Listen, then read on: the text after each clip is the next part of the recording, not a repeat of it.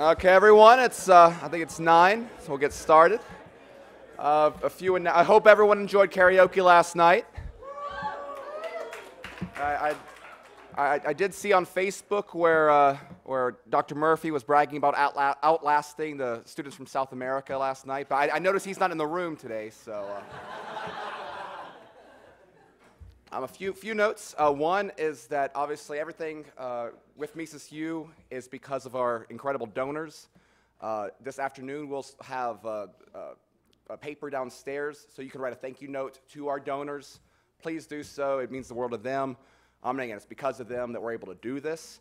If you yourself would like to become a donor, you get $5 a month. You get full member privileges, magazine discounts, and just the satisfaction of helping the cause. Again, for less than the price of Netflix, you can help us save the world. And so, with all that being said, without further ado, the man, the myth, the legend, Roger Garrison.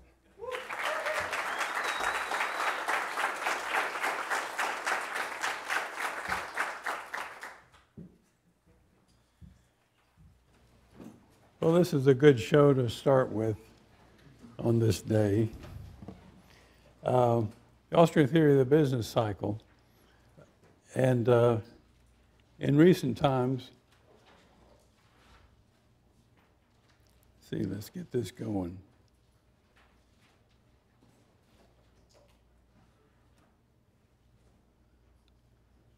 Now I've got it. Capital-based macroeconomics. I've used that term for a number of years, and it's begun to soak in, and other people are using it too, that it doesn't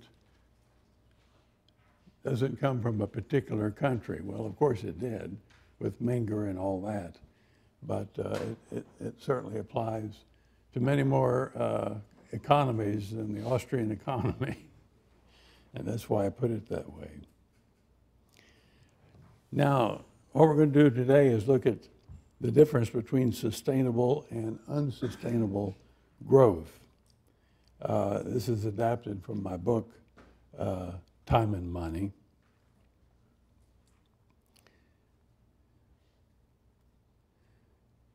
Start with the elements of this story and start with the production possibilities frontier, which most Austrians don't like to use that.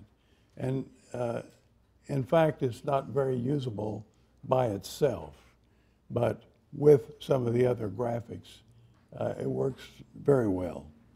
Loanable funds market, and that's a market that we think of in the widest possible sense. I know Murray Rothbard in Man, Economy, and State doesn't much like the loanable funds market, the graph of the loanable funds market, but he looks at it in a very narrow sense. So I think I can get away very easily with using it, but in a very broad sense. The structure of production, that's what you saw in the first lecture that I gave, which is one of the more unique parts of the Austrian theory, and therefore I did it as a separate thing, just to show you that that's what's going on in this theory. And labor markets, well, but this time stage-specific labor markets, which is differentiated from the normal neoclassical view. And I won't save my message to the end, but I'll just show you right here that what we're looking at is sustainable growth, which has to be founded by savings. And on the other hand, unsustainable growth, which is triggered by credit creation. So that's the distinction that we're going to look at all through this show. Okay. A methodological point, and this is paraphrased from Hayek. He says, before we can even ask how things might go wrong, we must first explain how they could ever go right. All right? Now, in business cycle theory, that little maxim is usually flouted, especially in Keynes, who seems to think it never goes right. So there's no way of showing how it might. And what you'll see in this PowerPoint is that even though it's about business cycles, that's the whole shtick here, but it turns out that we probably will use about 2/3 of the lecture showing how markets work right. And once you show how they work right, then you're in a good position to show how they can go wrong with Federal Reserve policy, for instance. Okay, so capital-based macro features consumption and investment as alternative uses of the economy's resources. And here what should strike you is that this is very different from the Keynesians, because Keynesians add them together, C plus I plus G. And here we're putting C and I on opposite, at opposite levels there, so consumption and investment. So under favorable conditions, a fully employed market economy allocates resources to both uses, making the most out of the trade-off. And when I say favorable conditions, I mean the market is allowed to work. Okay, so we're on the production possibilities frontier, shown like so. Okay, so the PPF is often used for emphasizing the concept of scarcity, as illustrating the implied trade-off and the expositing theories of capital and interest, economic growth, and international trade. But the PPF rarely appears in macroeconomic constructions. But so this show, though, gives heavy weight to the possibilities frontier. So investment here represents gross investment, which includes replacement capital. And we show you here there's gross investment. And replacement capital is a pretty good part of gross investment, but not all of it, which leaves room for net investment. Okay, and net investment is what allows the economy to grow. So with positive net investment, the economy grows. The PPF shifts outward from year to year, permitting increased levels of both consumption and investment. Now here what you see with the graphs is that if you're looking at one PPF, then yes, consumption and investment are alternative ways of using resources. But over time, from period to period, if the PPF shifts outward, then you have consumption and investment moving together, okay? So this investment-based outward shifting of the PPF represents sustainable economic growth. It's based on savings, okay? Watch the economy grow.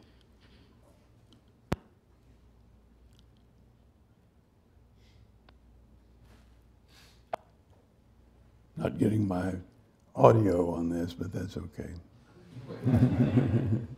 Okay, so four periods of growth are shown with consumption as well as savings and investment increasing each period. The actual rate of expansion of the PPF depends upon many factors, and first and foremost, a change in the savings preferences, which provokes a movement along the initial PPF, affects the rate at which the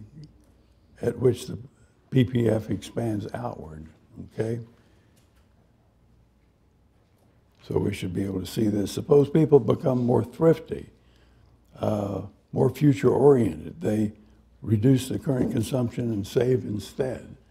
So if that happens, then we're moving along the PPF. Got something going on there. Okay. With the increased saving and investment, the economy grows at a faster rate. We'll see if that works. Watch the economy grow.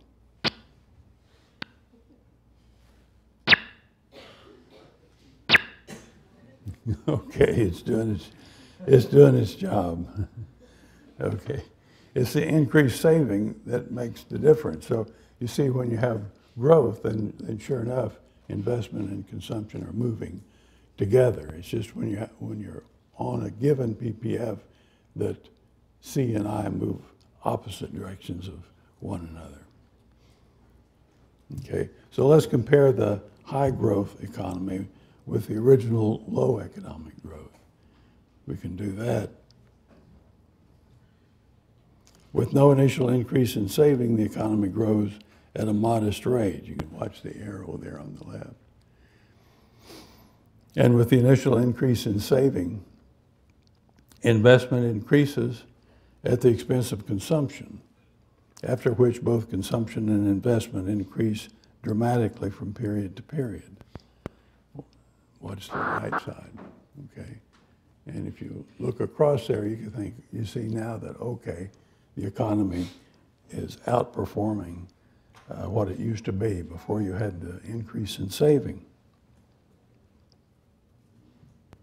Now let's look at loanable funds market.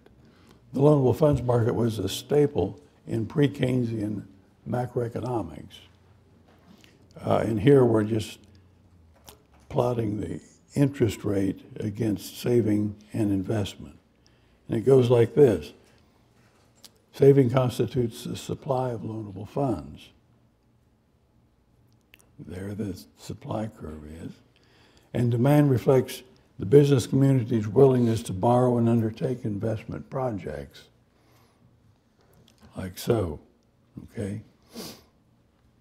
So with the interest rate serving as a price, loanable funds theory is a straightforward application of the Marshallian supply and demand analysis. So if the market is working, then we get an equilibrium point which equates savings with demand for investment.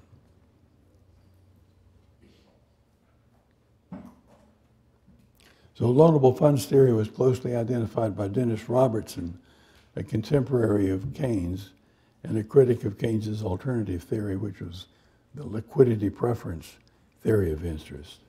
So this is just my little plug to Dennis Robertson. I liked him. Okay. On the suggestion of Roy Harrod, who was a sympathetic expositor of the Keynesian system, Keynes included in his general theory, page 180, a graph rendering of the loanable funds market.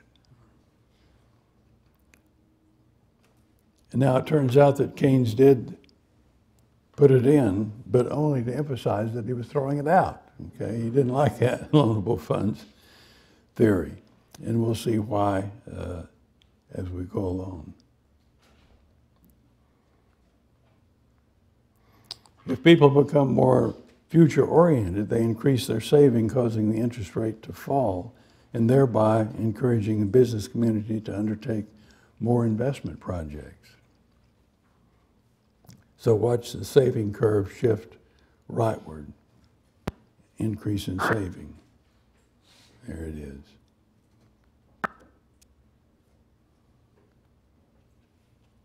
With given technology, the equality of saving and investment is prerequisite to genuine, sustainable economic growth. It's saving that finance the investment. The loanable funds market and the PPF tell mutually reinforcing stories. So we just look at these two graphs together. Like so. Now you have to look at both graphs at once. Okay, loanable funds market shows how the interest rate brings saving and investment into line with one another.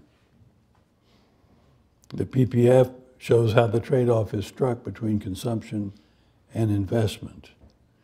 And the market adjustments in output, prices, and wages and other input prices keep the economy functioning on the PPF.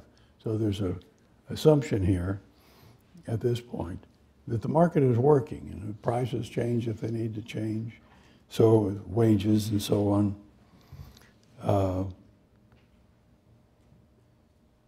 So these two elements of capital-based macroeconomics show the pattern of movements in consumption, saving, and investment, and the interest rate that are consistent with a change in intertemporal preferences, that is, with saving. So as before, we let people become more future-oriented. They save more, which transmits a signal, a lower interest rate, to the business community. So watch the saving-induced increase in the interest rate and the corresponding movements along the PPF. Here we go. All right. So we've got the thing working right. All right. The lower rate of interest establishes a new equilibrium in the loanable funds market, and the economy moves along the PPF in the direction of more investment and less current consumption. Now, most other macroeconomists will just balk at that somehow you're getting less consumption but more investment. And we'll show you why, because Keynes looked at it the other way. But it turns out that at lower interest rates, then lots of investment projects become affordable, and investors are eager to use those resources, which will give output in future years or future months, whatever it is. Even the possibility of a market economy could work in this way is at odds with Keynesian theory. And you get the flavor of Keynesianism here. Note that more investment is undertaking as consumption falls. That's the Austrian view, okay? And you can see that on the graphs. But according to Keynes, any reduction in consumer spending would result in excess inventories, which in turn would cause production cutbacks, worker layoffs, a spiraling down of income and expenditures. The economy would go into recession, and the business community would commit itself to less, not more, investment. That's Keynes' paradox of thrift. So in other words, from that PPF, Keynes sees that the market is just going inside the PPF. It's going with less consumption and less investment. So you get a depression right there for Keynes. Now the key is about the retail inventories. They're representative investments according to Keynes. If retail inventories were a representative investment, then Keynes would be right. Here the drive-demand effect dominates. Reducing the consumer spending means reduced inventory replacement. In general, late-stage investments move with consumer spending. That's what Keynes would say. However, the interest rate effect dominates in the long term, or interest stage investments. A lower interest rate can stimulate industrial construction, for instance, or product development. So you get that trade-off. Okay. So to keep track of the changes in the general pattern of investment activity, we need to consider the structure of production and the stage-specific labor market. And that's what we looked at a couple of days ago, the structure of production. And it's so unique of the Hayekian theory, the Austrian theory, that I had a separate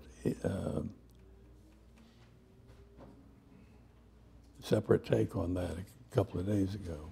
Okay, so capital-based macroeconomics disintegrates capital intertemporally. Consumable output is produced by a sequence of stages of production, the output of one stage feeding in as input to the next. The temporally defined stages are arranged graphically from left to right, and the output of the final stage constituting consumable output. All right? So an early stage process would be something like product development. Looks like that's going on there. And the late stage would be inventory management. The guy needs some customers, actually, but there they are, okay? So late stage investment activity is exemplified by inventory management.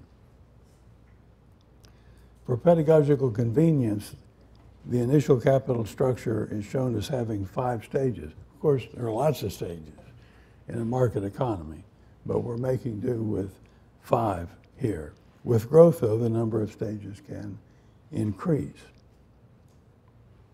Although all 5 of these stages are in operation during each time period, resources can be tracked through the structure of production over time. And we'll see if we can do that.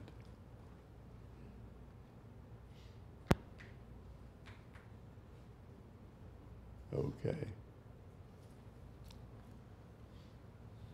Together, the sequence of stages form the Hayekian triangle, a summary depiction of the economy's intertemporal structure of production. In a growing economy, the triangle increases in size along with the outward expansion of the production possibilities frontier. Now we'll see, let's watch this. And now we're going to link up those 2 graphs.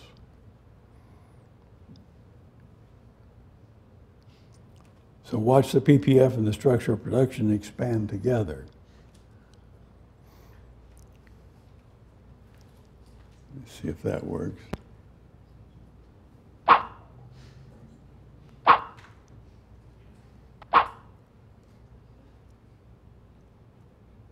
Okay. So that's just ongoing growth. No change in the saving preferences, but people are saving all along, and that gives you ongoing growth. So when people choose to save more, they send 2 seemingly conflicting signals to the market, and they're seemingly conflictive because people are thinking in terms of Keynesian terms. Right. So decreased consumption dampens the demand for,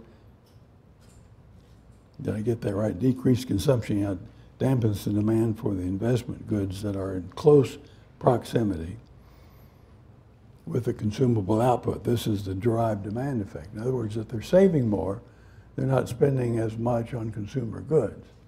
And so inventories drop. People quit holding so much inventories because people aren't consuming that much. But reduced interest rates, which means that lower borrowing costs, stimulates demand for investment goods that are temporarily remote from the consumable output. This is the time discount or interest rate effect. Okay. Derived demand and time discount are in conflict only if investment is conceived as a simple aggregate, as it is in Keynes' C plus I plus G. So investment, no matter whether it's consumption or early stage, is considered investment. Okay. In capital-based macro, capital and hence investment is conceived as a structure. So changes in the demand for investment then can add differentially to or subtract differentially from the several stages of production that make up the structure. Keynes theorizing in terms of aggregates rather than in terms of structure underlies Hayek's claim that Mr. Keynes' aggregates conceal the most fundamental mechanisms of change. And that was the appropriate, that's what Hayek needed to say at that point. That was the problem. Increased saving results in an allocation of resources among the stages of production. The two effects, derived demand and time discount, have their separate and complementary effects on the capital structure. Let's watch that. And here, just for emphasis, let me say this slightly differently, that a decreased demand for consumption goods dampens investment activities in the late stages of production. That would be inventory replacement. That would be dampened, reducing the height of the Hayekian triangle. And with time discount, the reduced rate of interest stimulates investment activities in the early stages of production, increasing the base of the Hayekian triangle. Okay, so watch the structure of production respond to an increase in savings. Okay. Note the emergence of the sixth stage of production. Increased saving results in a reallocation of resources among the stages of production. The two effects, derived demand and time discount, have their separate and complementary effects on the capital structure.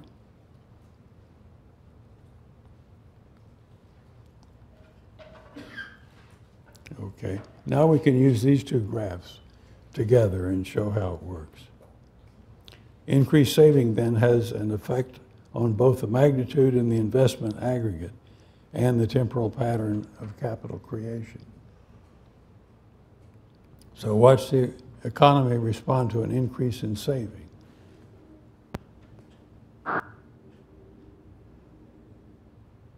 Okay, so it didn't fall into the interior of the PPF like Keynes thought it would.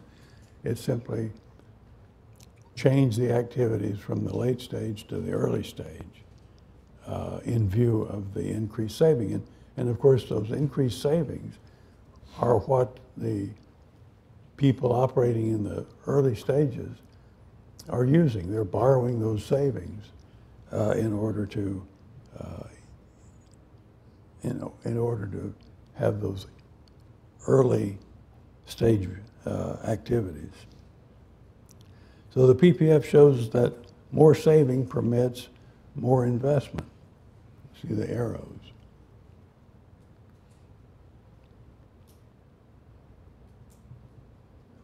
The Hayekian triangle shows that capital creation in the late stages, such as retail inventories, is decreased, while the capital creation in the early stages, such as product development, is increased. So you get that kind of a twist of the structure of production. And all this is by way of showing how markets can work, okay, without being hobbled by a central bank.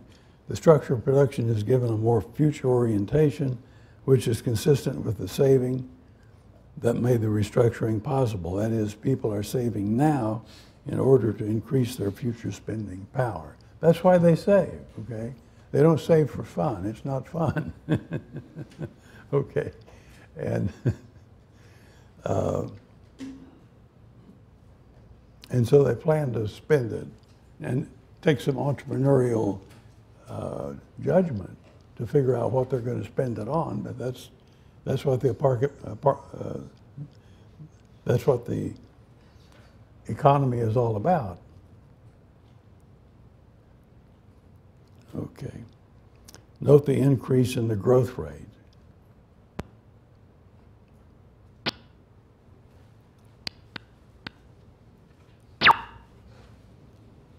Okay. The sound is kind of lags what's going on, but we'll make do. Okay. So now let's look at it. First, I think we look at the PPF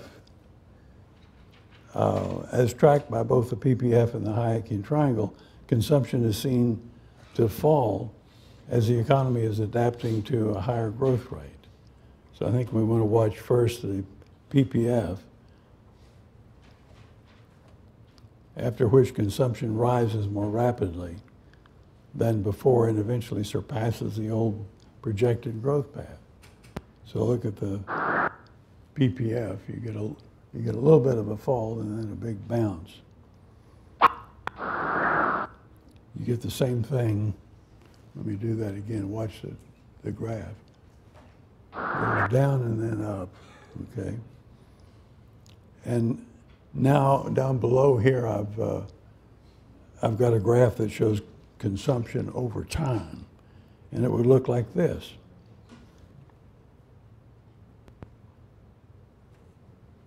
And that's exaggerated, showing it goes way down. It typically just still goes up, but at a lesser rate. But I want the people in the back room to be able to see it, so I'll make it go down. All right. And then you can compare the dashed line with the solid line and see the saving implies the giving up of some consumption in the near future. And you'll see that there. Okay. Saving implies the giving up of some consumption in the near future in order to enjoy more consumption in the intermediate and far future.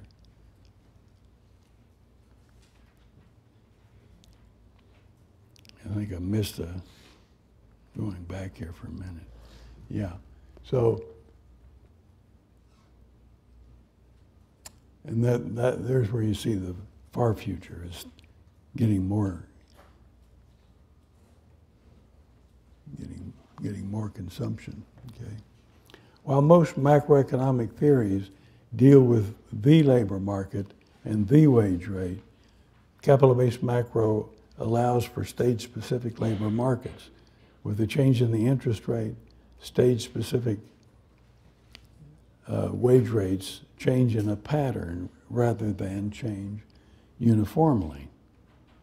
And we can see that. We put some labor markets down here. Although a labor market for each stage could be depicted, the pattern of changes, Hayek's wage rate gradient, is revealed by distinguishing between the early stage and the late stage labor market.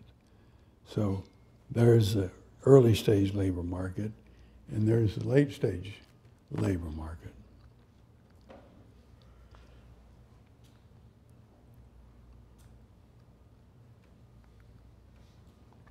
So watch the economy respond to an increase in saving, just looking at labor markets.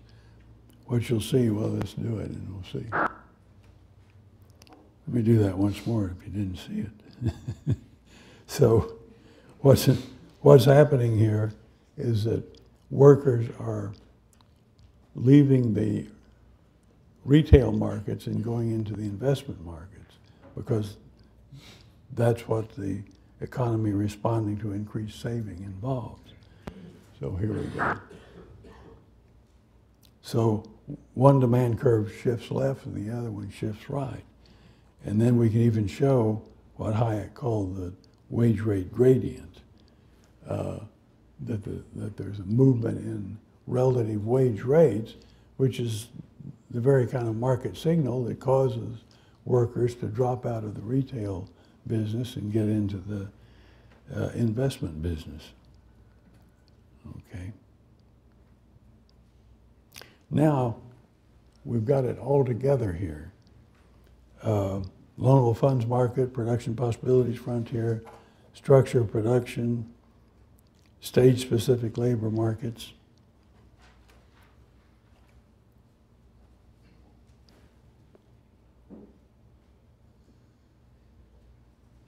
Looks like that, okay? So now watch the economy respond to an increase in saving. And you can see it's poetry in motion, I think would be the right word. But here it goes, and I'll do it a couple of. Okay, so you don't get Keynes sliding into depression, you just get market mechanisms work like market mechanisms are supposed to, and that's it. I'm going to show this again, if only because it took me a long time to make it look.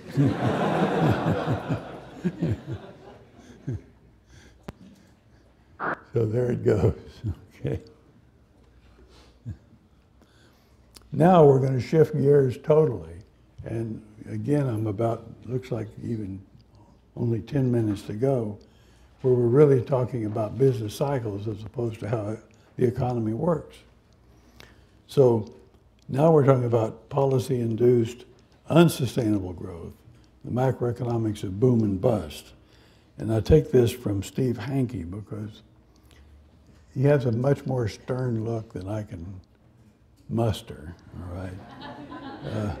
But he did, I have to say, he did read Time and Money before he wrote this. So he wrote, with interest rates artificially low, consumers reduce savings in favor of consumption, and entrepreneurs increase the rate of investment spending, and then you have an imbalance between saving and investment. You have an economy on an unsustainable growth path. This, in a nutshell, is the lesson of the Austrian critique of central banking developed in the 20s and 30s. So we'll see how this goes. This is from Hayek. I think I'll take time to read it because some people have claimed that in his late years he didn't approve of that business cycle that he'd done earlier. But he's in his late years, okay? And he says, booms have always appeared with a great increase in investment, a large part of which proved to be erroneous, mistaken. That's because people weren't saving. The interest rate just went down because of the Fed. That, of course, suggests a supply of capital was made apparent which wasn't actually existing. The whole combination of a stimulus to investment on a large scale followed by a period of acute scarcity of capital because people weren't saving is consistent with the idea that there has been a misdirection due to monetary influences, and that general scheme I still believe is correct. Okay, now look what we've got. Credit expansion. Increases in the money supply enter the economy through credit markets. The central bank literally lends money in existence. So now watch the savings and investment. The new money masquerades as saving. That is, the supply of loanable funds shifts rightward, but without there being any increase in saving. Okay, so watch the opposing movements of saving and investment as the central bank adds money, delta M, to the supply side of the market for loans. Oh, this clues you off. This is a different kind of structure. There you go. So he increased the money supply, but that didn't increase saving. It reduced saving because the interest rate is lower now, and so people save less. They're not so eager to save at that low rate of interest. Responding to a lower interest rate, people actually save less and consume more, right? So they're consuming more. The result is not a new sustainable equilibrium, but rather a disequilibrium that for a time is masked by the infusion of loanable funds. Okay? Now, pumping new money through credit markets drives a wedge between saving and investment. Investors move down along their demand curves, taking advantage of the lower borrowing costs. Get a drink of water here for a minute.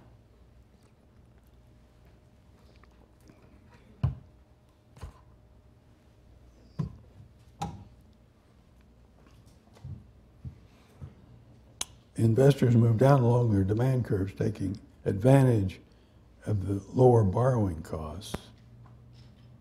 You see that arrow, okay? And savers move down along their unshifted saving curves in response to the weakened incentive to save. That is that lower interest rate.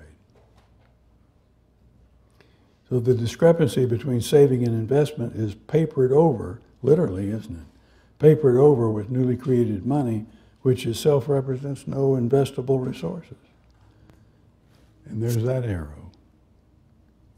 So that's what's going on in the labor market. Much of Hayek's writing on money is aimed at shifting focus away from the bedrock relationship between money and general level of prices and toward the intertemporal discoordination that is caused by credit creation. Now look what happens upstairs here. Favorable credit conditions spur on investment activity, which suggests a clockwise movement along the PPF in the direction of investment,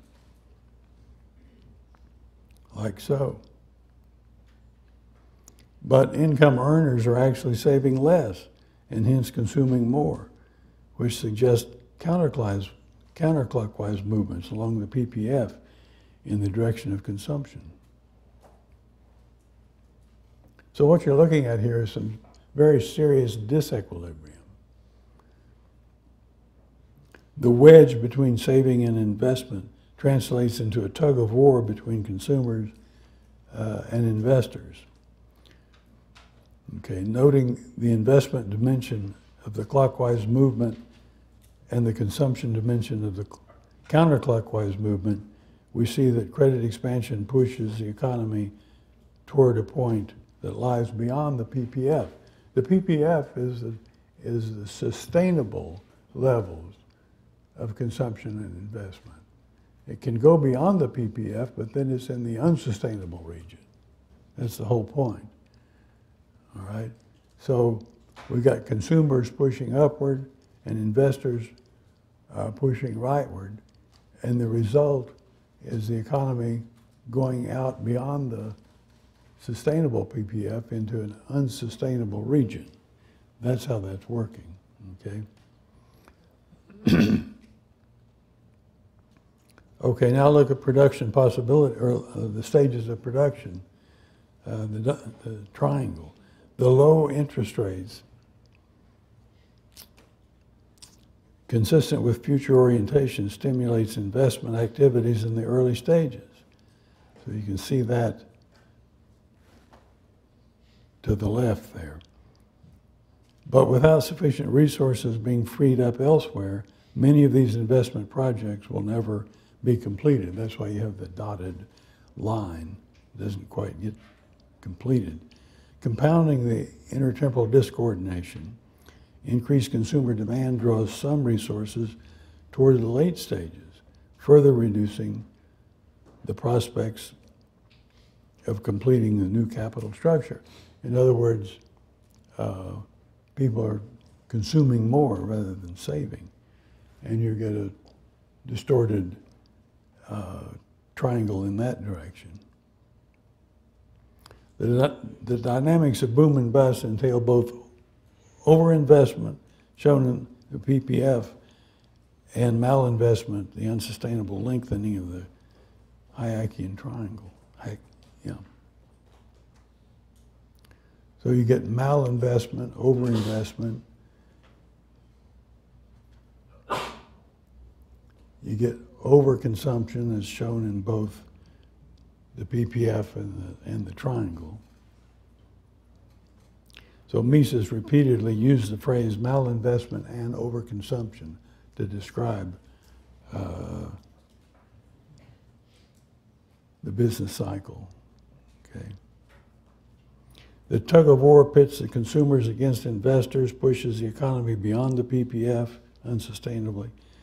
The low interest rate favors investment, and increasingly binding resource constraints keep the economy from reaching that extra PPF.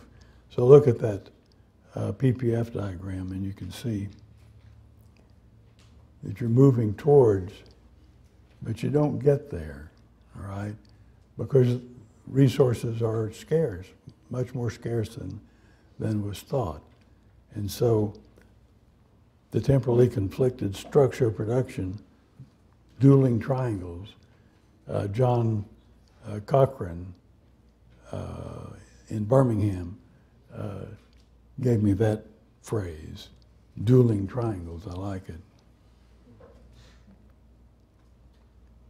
and so the economy can fall into depression. And so if you look at that orange line, you probably know, I use orange and blue because that's Auburn colors, you know. But you look at that orange line, and you see that's the only thing that Keynes picked up on. You know, he just saw the economy's falling into the interior, and there it is. Okay. Now, real quickly, because we're almost out of time, you got a wedge between saving and investment. You've got a tug of war between consumers and investors. What else did you have here?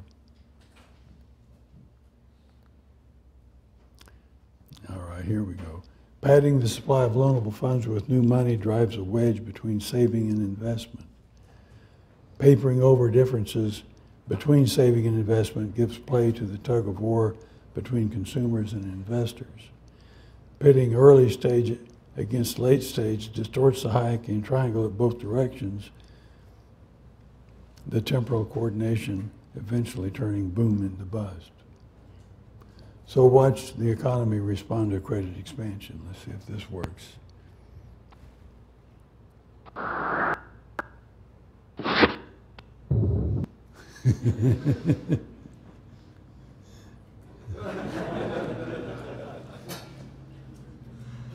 It's Bernanke. And you're all too young to know who that is. Do you know who it is? Who? That's Joe the plumber that gave these people a hard time back in an earlier presidential election. Okay, I don't have time for the rest of this, so we'll quit right here. Thank you very much.